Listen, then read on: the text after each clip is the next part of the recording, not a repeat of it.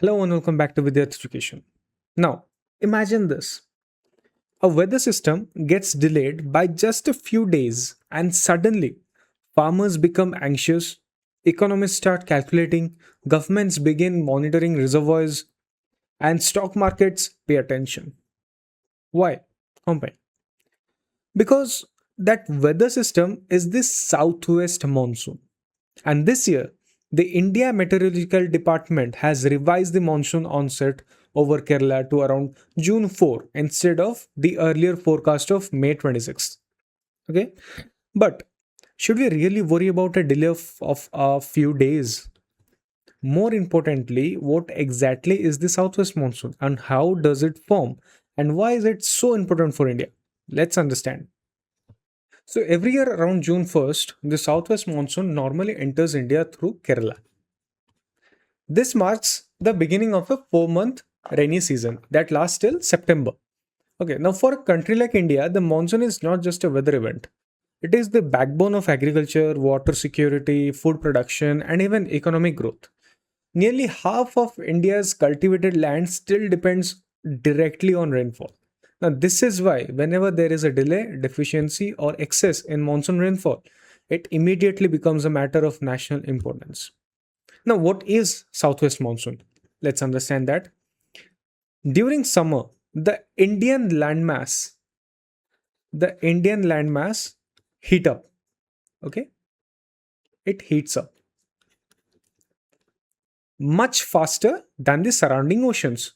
As a result, a low pressure area develops over the northwestern India and the parts of the Tibetan plateau. Okay, low pressure. Now, at the same time, the Indian Ocean remains what? Relatively cooler and develops high pressure. Now, remember a simple rule. Winds always move from high pressure to low pressure. Okay. Now, therefore, moisture laden winds start moving from the Indian Ocean to the Indian subcontinent.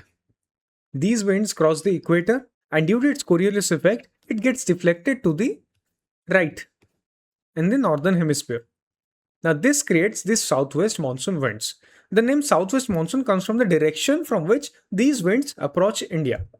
So, the southwest monsoon has two branches, two major branches. First is the Arabian Sea branch, and the other is the Bay of Bengal branch. Now, the Arabian Sea branch strikes the Western Ghats and bring heavy rainfall to Kerala, Karnataka, Goa, Maharashtra, and these all parts, and the western part of India. Now, the second is the Bay of Bengal branch. This branch moves towards the northeastern area, India. Okay, the northeastern India, and then curves westward along the Himalayan foothills, bringing rainfall to states such as Assam, West Bengal, and then Bihar, Uttar Pradesh, and beyond. Okay, so together these two branches distribute the rainfall across most part of India. Now you must be having a question. Why does the monsoon first enter Kerala? It is a common exam question. The answer is simple. Kerala lies the closest to the monsoon bearing winds arriving from the Arabian Sea. Therefore, it is usually the first Indian state to receive the southwest monsoon. Now, this is why the official onset of monsoon over Kerala is closely monitored every year. Now, many students think the IMD simply looks at the rainfall and declares monsoon arrival, but there's a scientific criteria. The IMD considers consistent rainfall over designated weather stations, suitable westerly wind patterns, and the atmospheric conditions, indicating active cloud formation. Okay. Now, only when these conditions are met is the monsoon officially declared over Kerala. Now, this makes the process scientific rather than arbitrary. Now, let's come to another important term in the news, that is the El Nino. Now, El Nino refers to the abnormal warming of surface waters in the eastern and Central Pacific Ocean. Okay. Although it occurs thousands of kilometers away from India, it can significantly influence our climate. Historically, many El Nino years have been associated with weaker monsoons and below normal rainfall in India.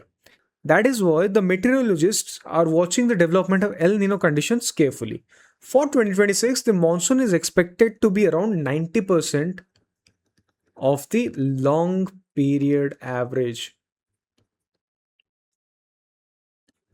You must be wondering, what is this long period average or the LPA?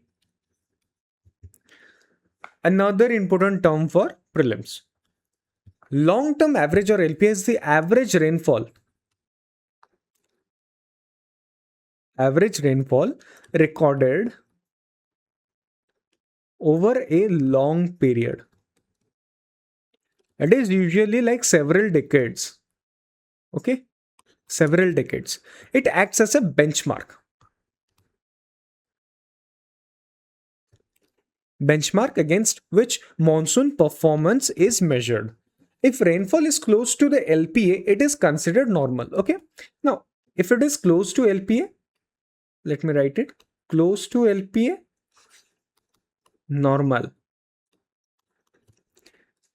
If it falls significantly below LPA, below, that means weak monsoon. Now, why this monsoon is so important to India? The importance of the monsoon can be understood in 4 dimensions. First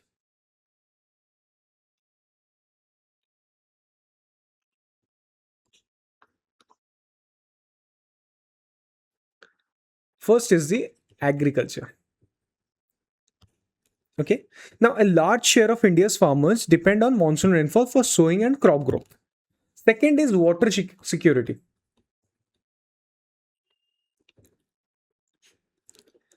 Reservoirs, rivers, groundwater recharge, and drinking water supplies all depend heavily on seasonal rainfall. Third is power generation.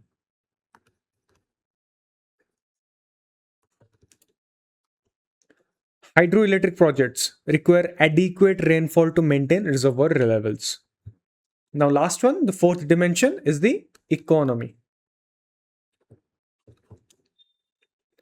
A good monsoon generally boosts the rural demand, agricultural production, and overall economic activity. So, these are the 4 dimensions, and that is why economists closely track monsoon forecast every year. So, while the current news is about a slight delay in the onset of the Southwest Monsoon over Kerala, the larger story is much bigger. The monsoon is one of the most important climatic phenomena affecting India's agriculture, economy, water resources, and livelihoods. For exam aspirants, remember the key concepts.